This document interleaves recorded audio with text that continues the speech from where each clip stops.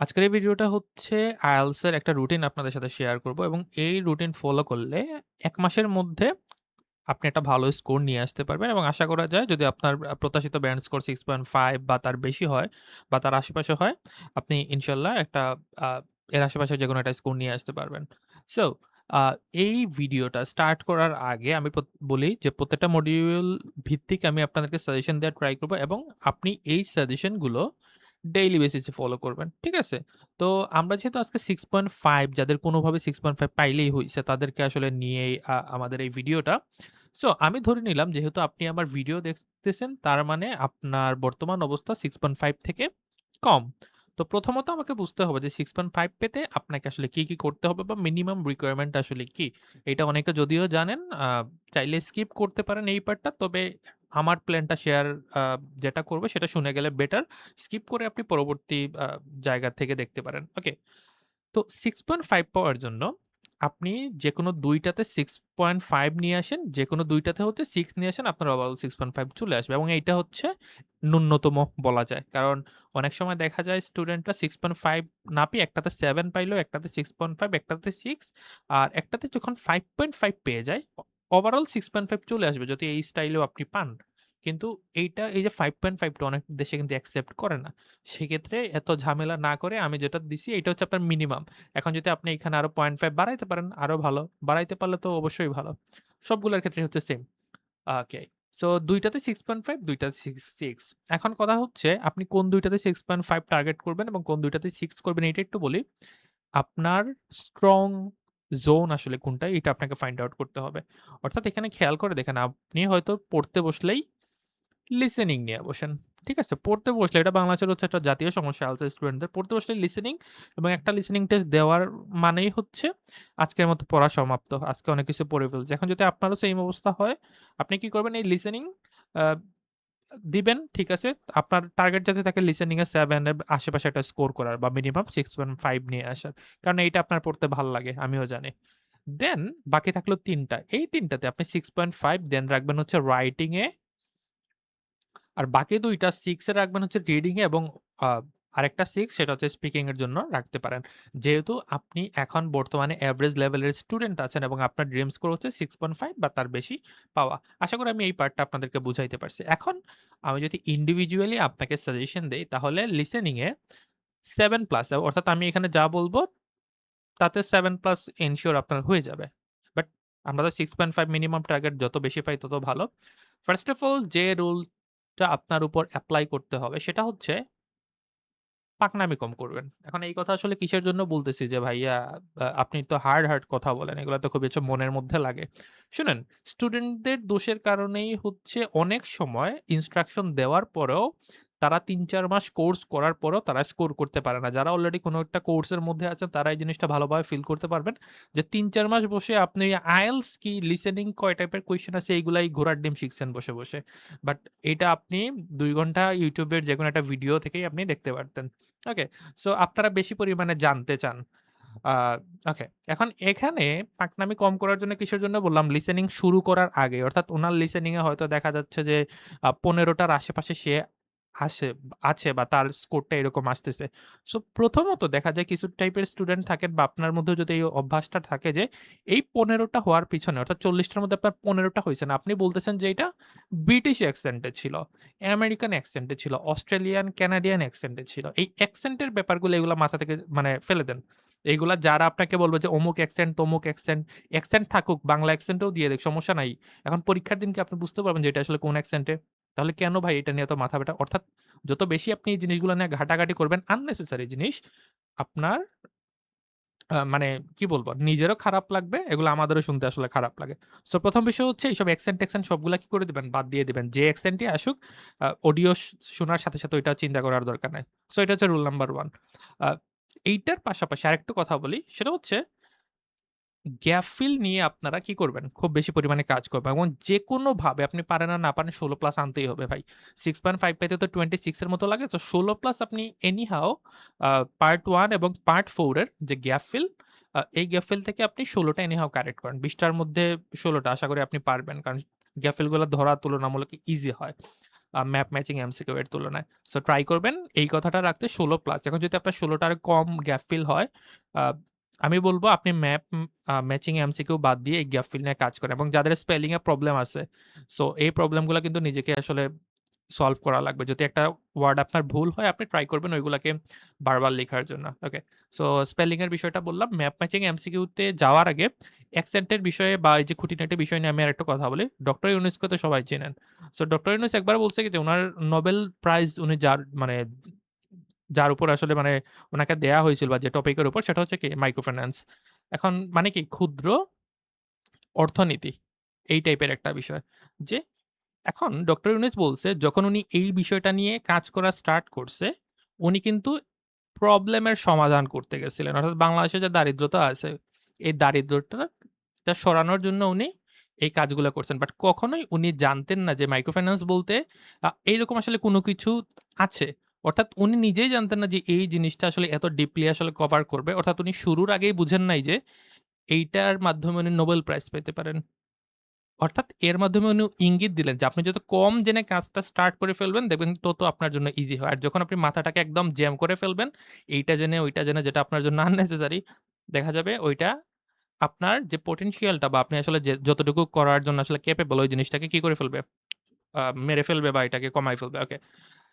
৩ number আমি যেটা বলব সেটা হচ্ছে ম্যাপ ম্যাচিং এ হাইলাইট করা যায় না। সিরিয়ালস এ এই জিনিসটা আপনি মাথায় রাখবেন। ম্যাপ ম্যাচিং আপনি কোনভাবে কি করতে পারবেন না? হাইলাইট করতে পারবেন না। এখন যদি কেউ বলে যে সিরিয়ালস এ ম্যাপ ম্যাচিং এ হাইলাইট করতে পারি। ইভেন জাম্পিন্টো নামে আপনারা যে ওয়েবসাইট গুলো ইউজ করেন, জাম্পিন্টো, ডাটা চেইন 8।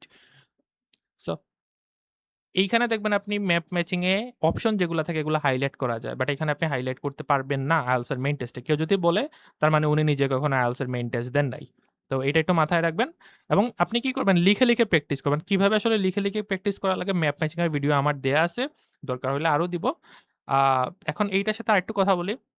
আমি যখন ফার্স্ট টাইম ২০২২ এ IELTS টেস্ট দেই, আমার লিসেনিং এ হচ্ছে ৮ ছিল। ৮ মানে কত? 35, 36। আমি IELTS এর মেইন টেস্টে অর্থাৎ ২০২২ সালের দিকে এই ম্যাচিং এর মধ্যে ৩ টা অপশন অর্থাৎ যখন অডিও চলতেছে তখন আমি ৩ টা অপশন দাগাই নাই। বাট আমি কি করতাম? আমি লিখে রাখতাম পাশে। সো ওই ৩ টা অপশন আমি হচ্ছে অডিও শেষ হওয়ার পরে আমি দাগাইছিলাম। তার মানে দেখেন ৩ টা অপশন আমি রেখে দিয়ে বুঝে, বুঝে দাগানোর মানে টাইম নিয়ে দাগানোর পরেও আমার ব্যান্ড স্কোর তখন কত ছিল? ৮ ছিল। তার মানে কি? এই যে ৩ টা আমি দাগাইছি মোটামুটি বলা যায় ওইগুলা থেকে উত্তর হয়ে গেছে। ১-২ টা হইলো। আচ্ছা। সো আরেকটা বিষয় ম্যাপ ম্যাচিং এ যদি আপনি ভালো করেন, এমসিকিউ তে আপনি অটোমেটিক্যালি কি করতে পারবেন? ভালো করতে পারবেন।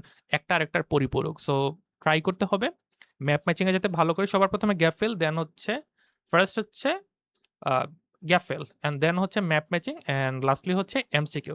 এমসিকিউটা একটু টাফ অন্যান্য কোয়েশ্চেন টাইপের তুলনায়। সো এটাকে একটু লাস্টে প্রেফার করবেন। কারণ আপনি তো আর ব্যান্ড 9 বা ব্যান্ড 8 এর দিকে এখনো ফোকাস করতেছেন না। 7 এর দিকেই যেহেতু আছেন আশা করি এই স্ট্র্যাটেজিতে আপনি লিসেনিংটা কভার করে ফেলতে পারবেন। এটা আপনার প্রতিদিনের কাজ। ওকে। এখন গ্যাপ ফিল আমি সাজেশন দিব গ্যাপ ফিল এর জন্য আপনি একটা কাজ করতে পারেন। যদি গ্যাপ ফিল ভালো করতে চান, আমাদের ইজিয়ালসবিডির ওয়েবসাইট তো আপনারা চিনেন easyalsbd.com ওইখানে যাবেন গিয়ে হচ্ছে ফ্রি যে টেস্টগুলো আছে ক্যামব্রিজ 10 to 20 র ১ম ৫ টা বইয়ের আপনি জাস্ট গ্যাপ ফিল গুলা দিতে থাকেন। ইচ্ছামত দিতে থাকেন। মানে বারবার এটা তো এমন না যে বই একবার দাগায় ফেলছেন শেষ হয়ে গেছে। ওইটাকে আপনি বারবার দেন, রিপিট করেন। আ আপনার জন্য বেটার। ঠিক আছে?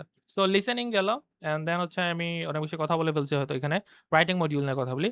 রাইটিং এর ক্ষেত্রে এই চার্টটা আমি আগেও আপনাদের সাথে অনেকবার শেয়ার করছি এবং প্রিভিয়াস ভিডিওতে মানে এই ভিডিওর আগের ভিডিওতে কিন্তু টাস্ক 2 এর এই ৫ টা ক্যাটেগরি মানে একটা কোয়েশ্চেন টাইপের মাধ্যমে আমি শিখাই দিছি যে কিভাবে সবগুলাই আসলে লিখা যায়। ওকে, সবসময় এই সিরিয়ালগুলা মেইনটেইন করার ট্রাই করবেন। যে সিরিয়ালে আমি আপনাকে দিছি। স্পেশালি হচ্ছে টাস্ক 1 এর এইগুলা। কম্বাইন্ড চার্ট সেই সকল স্টুডেন্টরাই পারবে যারা হচ্ছে এই ১ম ৪ টা পারবে। আপনি যদি ১ম ৪ টা না পারেন লিখতে, কম্বাইন্ড চার্ট আপনি জীবনেও লিখতে পারবেন না। আর ম্যাপ ডায়াগ্রাম কখনো কম্বাইন্ড আসে না। সো সেক্ষেত্রে এই সিরিয়ালটা মেইনটেইন করবেন আপনাদের জন্য ভালো হবে। ওকে, এখানে সাইটে হচ্ছে লিখে দিছি আমি যে কিভাবে আসলে পড়াশোনা করা লাগবে। আপনি যেদিন পড়তে বসবেন রাইটিং নিয়ে যেকোনো একটা টপিক নিবেন। ধরেন আপনি টেবিল চার্ট নিলেন এবং ওই টেবিল চার্ট ৩ টা পড়বেন যেকোনো বই থেকে। টাস্ক 1 অথবা টাস্ক 2 যাই হোক। মানে যেটাই নেন আপনি ৩ টা করে পড়বেন।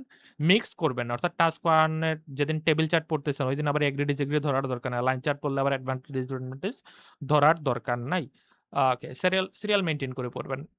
একটা কথা আপনাদেরকে বলি, আপনি আপনার আশেপাশে রাইটিং এর মধ্যে যত স্টুডেন্ট আসলে দেখবেন কি কারো আসলে ন্যূনতম হয়তো ব্যান্ড হবে 5.5 এর নিচে আপনি খুব মানে এর কম পাবেন না। যদি কেউ মোটামুটি লিখে দিয়ে আসে। অর্থাৎ 5.5 পাওয়াটা হচ্ছে আপনার লিখার উপরেই অনেকটা ডিপেন্ড করছে। আপনি লিখছেন কিনা? কি লিখছেন ওইটা হচ্ছে একটু পরের বিষয়। বাট আপনি এর আশেপাশে কি করতে পারবেন? স্কোর অলরেডি আপনার সিকিউর বলা যায়। বাট আপনারা টেমপ্লেট এইটা সেইটা হাবিজাবি শিখার পরেও আপনাদের কি হয় না? এই 5.5 এ আপনারা থাকেন। তার মানে কি? নিজের দোষ এইখানে কিছু জায়গায় হচ্ছে কানেক্টেড বা আপনি হচ্ছে কিছু জায়গায় এটাকে কি করেন নাই? ঠিক করেন নাই। যেমন ফার্স্ট অফ অল একটা পয়েন্ট হচ্ছে সেটা হচ্ছে আন্ডারলাইন। যদি আপনার কখনো 150 অথবা 250 র কম থাকে আর ২ ১ টা বানান ভুল করেন, আপনি 6 এর উপরে উঠতে পারবেন না। তারপর হচ্ছে স্পেলিং। এটা আপনারা লিসেনিং ও এই কাজ ঘটান। আর এইখানে হচ্ছে সেইম। স্পেলিংটা যদি ঠিক করতে না পারেন, আপনি যদি একটা রাইটিং টাস্ক এর মধ্যে ১০ টা স্পেলিং ভুল করেন, আপনি 6 পাওয়া নিয়েও আপনার টানাটানি স্টার্ট হয়ে যাবে। সো স্পেলিংটা ঠিক করতে হবে। অনেকে স্টুডেন্টরা বলে টেমপ্লেট এইটা ইউজ করলে 6 পাবো কিনা? আরে ভাই এটা তো টেমপ্লেটের সাথে বিষয় না। বিষয় হচ্ছে আপনি যা লিখতেছেন, আপনাকে তো কিছু না কিছু নিজে থেকে লিখতে হয় টেমপ্লেটের বাইরেও আপনি তো জানেন। ওইখানে যদি আপনার বানান ভুল হয়, টেমপ্লেট যদি আমি 9 ব্যান্ডেরও দেই, আপনি হচ্ছে 6 কি 5.5 ও টিকাইতে পারবেন না। সো ট্রাই করতে হবে এই জায়গাগুলোতে একটু খেয়াল রাখার জন্য। এবং অবশ্যই কাউকে দ্বারা চেক করানোর জন্য। আপনারা চেক করান না, এটা হচ্ছে আরো সমস্যা। এমন কোর্সে গিয়ে ভর্তি হন যে ক্লাস করেই শেষ। কোন জায়গাতে আপনাকে হচ্ছে চেক করাইয়াও দেয় না যে আপনার কোন জায়গায় ভুল। ওকে। সো কন্ট্রাকশন ফর্ম হচ্ছে ৩ নাম্বারে বলব। যেটা হচ্ছে আমরা যে শর্টকাট গুলা লিখি ডু নট এর শর্টকাট কি? ডোন্ট। এই ছোট ফর্মগুলা বা শর্ট ফর্মগুলা যেটাকে কন্ট্রাকশন ফর্ম বলা হয়, এইগুলা লিখতে পারবেন না। আপনাকে ফুল ফর্ম লিখতে হবে। আশা করি আমি বুঝাইতে পারছি। আর টেমপ্লেট হচ্ছে আমাকে যখন আপনার রাইটিং মানে আমার ব্যাচে যখন আপনারা রাইটিং চেক করতে দেন বা যারা চেক করান, আমি নিজেও বুঝি যে কোনটা আসলে টেমপ্লেটের আর কোনটা আসলে টেমপ্লেট ছাড়া। সো এই টেমপ্লেট ইউজ করার কারণে আপনার আনসার মেইন টেস্ট ও এক্সামিনার কিন্তু বুঝতে পারে যে আপনি আসলে কোথা থেকে কপি করে আসলে কি লিখতেছেন। এটা আসলে দেখলেই বোঝা যায়। হয়তো আপনি বুঝতেছেন না আপনি যে ইউজ করতেছেন। বাট যখন একজন ইন্সট্রাক্টর বা এক্সামিনার হচ্ছে এটা দেখে উনারা কিন্তু এটা বুঝতে পারে। কারণ এগুলো হচ্ছে মানে দেখে অভ্যস্ত হয়ে যায় সবাই। ওকে সো এইটা হচ্ছে আমাদের রাইটিং মডিউলের আ 6.5 বা এর আশেপাশে পাওয়ার একটা স্ট্র্যাটেজি আপনাদেরকে বললাম। আর আরেকটা কথা হচ্ছে লিখা ট্রাই করতে হবে। আপনারা কি করেন? পড়েন তো পড়েন, লিখেন না। ভুল হোক, শুদ্ধ হোক 150, 250 লিখেন। এই 150, 250 র উপরেও কিন্তু আপনাদের ব্যান্ড বরাদ্দ। সো আগে লিখেন দেন হচ্ছে ওইটাকে মডিফাই করে গ্রামার এইটা সেটা মডিফাই করে আপনি একটা ভালো পজিশনে নিয়ে যেতে পারবেন। ওকে। সো তারপরে আমরা স্পিকিং নিয়ে একটু কথা বলি। স্পিকিং এ আমরা যেহেতু 6 ব্যান্ড স্কোর ধরলাম। তার মানে কি আমরা যেহেতু 6.5 আমাদের দরকার, আমাদের 3rd টার্গেট হচ্ছে স্পিকিং এ এনিহাউ 6 তোলা। তাই না? তো আপনার সর্বপ্রথম স্পিকিং জার্নি স্টার্ট করার আগে আপনি কি পড়েন না পড়েন আমার দেখার বিষয় না। আপনি ফ্লুয়েন্সি আছে কিনা আপনার এটা মানে ম্যাটার করে।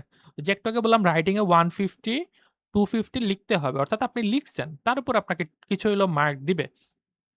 স্পিকিং হচ্ছে ফ্লুয়েন্সি। আপনাকে কথা বলা লাগবে। আপনি যদি কথা বলে ধরেন মোটামুটি একটা লেভেলে কথা বলে আসছেন, 5.5 মোটামুটি আপনার জন্য মানে ওই আশেপাশে একটা স্কোর আপনার জন্য বলা যায় আছে।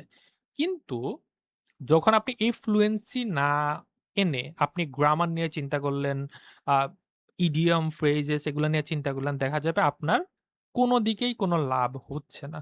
সো ট্রাই করতে হবে আগে কি কথা বলতেছেন। আপনি ভুলভাল ইংলিশ বলেন, মুখ দিয়ে কথা বলতে হবে। আগে কথা বলেন, প্র্যাকটিস করেন, যার সাথেই করেন, প্র্যাকটিস করতে হবে, কথা বলতে হবে। অ্যান্ড দেন আপনি যখন একটু কথা-টথা বলে ফেলতে পারেন, আপনি ধরেন কনফিডেন্ট হয়ে গেছেন যে আমি ঠিক আছে, ফাইন। আমি এখন একটা ভালো অবস্থানে আছি। দেন গ্রামার নিয়ে চিন্তা করেন। ব্যান্ড 7, ব্যান্ড 8 এ যারা হচ্ছে ধরেন পাচ্ছে তাদেরও গ্রামার ভুল হয় না এমন না। অনেকের দেখবেন মুদ্রা দোষ থাকে সেলফ কারেকশন। সেলফ কারেকশন এর বিষয়টা হচ্ছে ধরেন আপনি আ কোন কিছু হি এর জায়গায় সি বলে গেছেন এবং একটু বলার পর আপনার মনে হইছে যে না এইটা তো হি হবে।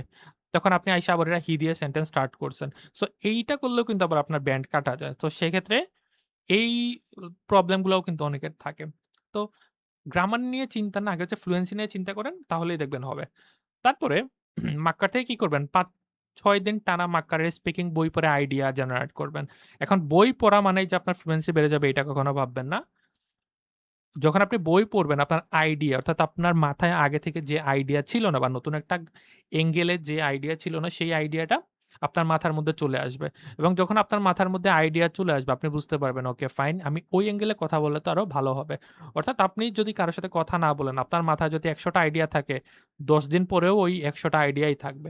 বাট যখন আপনি একটা বই পড়বেন বা কারো সাথে কথা বলবেন বা কারো আইডিয়া নিবেন তখন ওই ১০০ র সাথে আরো ৫ টা, আরো ১০ টা, আরো ২০ টা এরকম করে কিন্তু আইডিয়া যোগ হবে। সো এটা কিন্তু আপনার অনেকভাবেই কাজে দেয়। লাস্টলি যে কথাটা বলব সেটা হচ্ছে পার্ট 2 তে বেশি সময় দেন। অনেকে পার্ট 1 বসে সারাদিন পড়েন। মনে করেন যে এটা রুটিনের পার্ট, তাহলে তো পার্ট 1 বাদ দিব কেন? এইটাও পড়তে হবে। সো পার্ট 1, পার্ট 3 থেকে পার্ট 2 ইম্পোর্টেন্ট। কারণ যে পার্ট 2 তে কথা বলতে পারে ভালোভাবে সে পার্ট 1, পার্ট 3 তে জীবনেও আটকায় না। কারণ ওইটা একটা আরেকটার পরিপূরক বলা যায়। লিসেনিং এর ম্যাচিং আর ম্যাপের মতো, যেটা এমসিকিউ এর সাথে কানেক্টেড।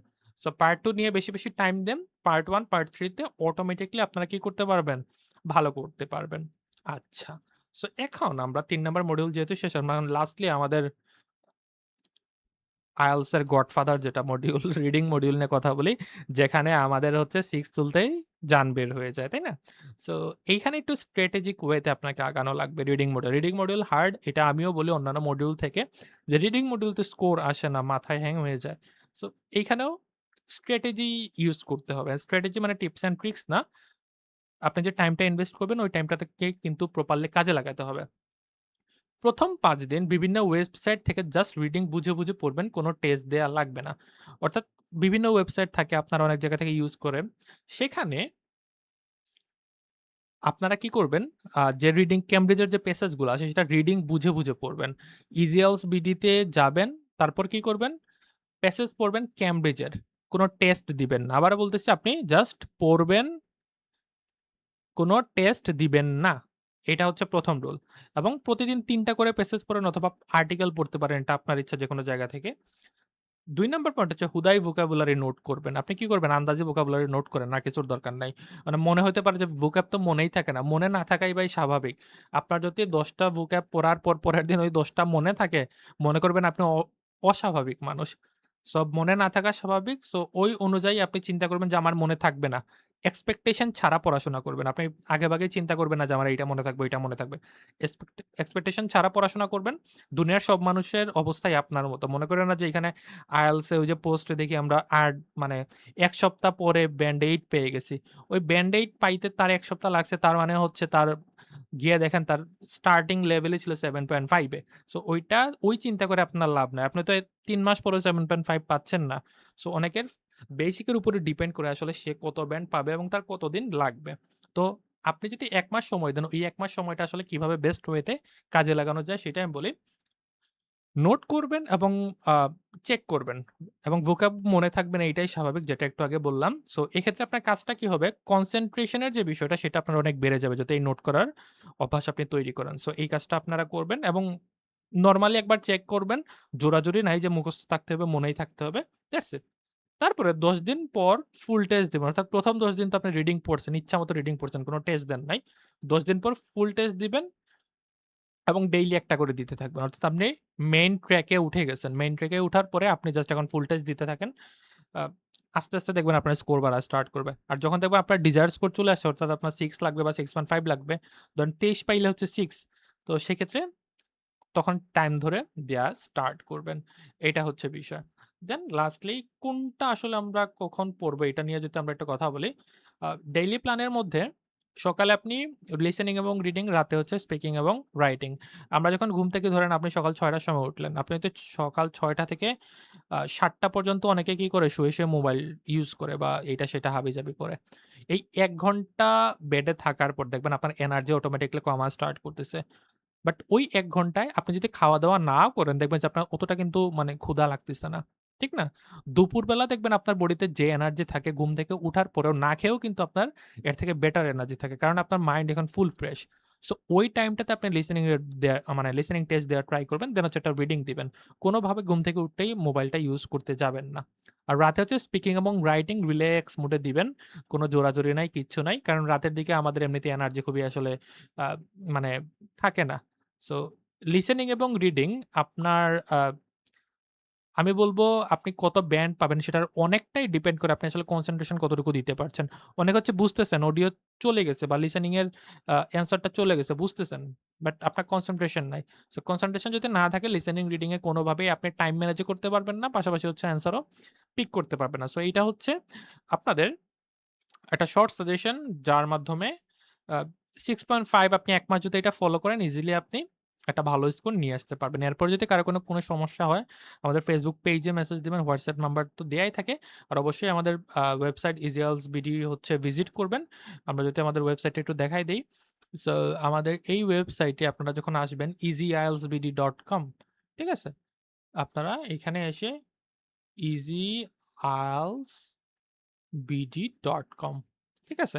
সো .com কিন্তু আমি আবার ফেসবুকে দেখলাম কারা যেন বুস্ট মারছে XYZ, ওইটা আমার হচ্ছে ওয়েবসাইটই না। অর্থাৎ আমার নাম কপি করে তারা হচ্ছে বুস্ট দিয়ে দিয়েছে। যার কারণে হচ্ছে স্টুডেন্টরা ওদের মক টেস্ট কিনে এসে আমারে ধরতেছে।